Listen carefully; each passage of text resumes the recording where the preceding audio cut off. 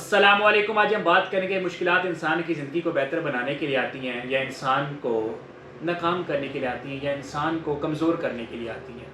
ایک زمانے میں ایک بادشاہ نے شہر کے ایک مصروف شہرہ پر ایک بڑا سا چٹانی پتھر رکھوا دیا، جس سے شہر کی مصروف شہرہ پر آمد و رفت شدید متاثر ہوئی۔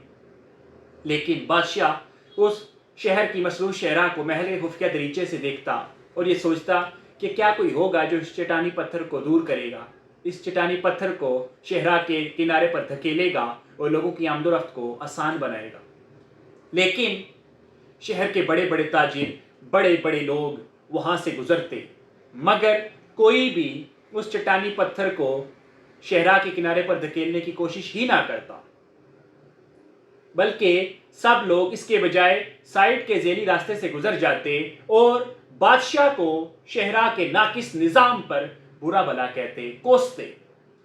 کچھ عرصے کے بعد ایک کسان وہاں سے گزرا۔ کسان نے دیکھا اس چٹانی پتھر سے شہرہ کی آمد و رفت شدید متاثر ہے۔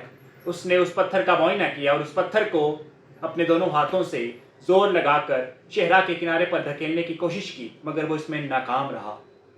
کسان نے اپنے سامان میں سے ایک ہتھوڑا اور کھدال نکالا اور اس پتھر کو دو حصوں میں تقسیم کرنا شروع کر دیا۔ تھوڑی سی محنت کے بعد کسان نے اس چٹانی پتھر کو دو حصوں میں تقسیم کر دیا اور بآسانی ان دو حصوں کو شہرہ کے کنارے پر دھکیل دیا۔ جب سڑک خالی ہوئی تو کسان کی نظر ایک تھیلی پر پڑی جس میں سونے کے سکے، کافی سارے سونے کے سکے موجود تھے اور بادشاہ کا خط بھی موجود تھا، جس میں بادشاہ نے لکھا تھا، یہ سونے کے سکے اس شخص کے لیے جو اس چٹانی پتھر کو شہرہ کے کنارے پر دھکیلے گا اور لوگوں کی آمد و رفت کو آسان بنائے گا۔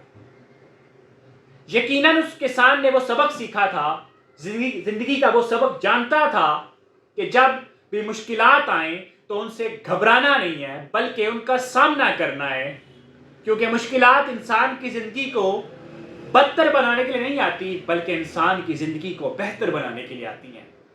جب بھی زندگی میں مشکلات آئیں تو آپ یہ جان لیں کہ اب اس کے بعد کچھ بہترین آنے والا ہے۔ اور قرآن میں اللہ تعالیٰ بھی فرماتا ہے کہ بے شک مشکل کے ساتھ آسانی ہے، فَإِنَّ مَعَ الْعُسْرِ يُسْرًا، بے شک مشکل کے ساتھ آسانی ہے۔ اور زندگی کا یہ سبق یاد رکھیں کہ جب بھی مشکل آئے گی تو اس کے بعد آسانی ضرور آئے گی۔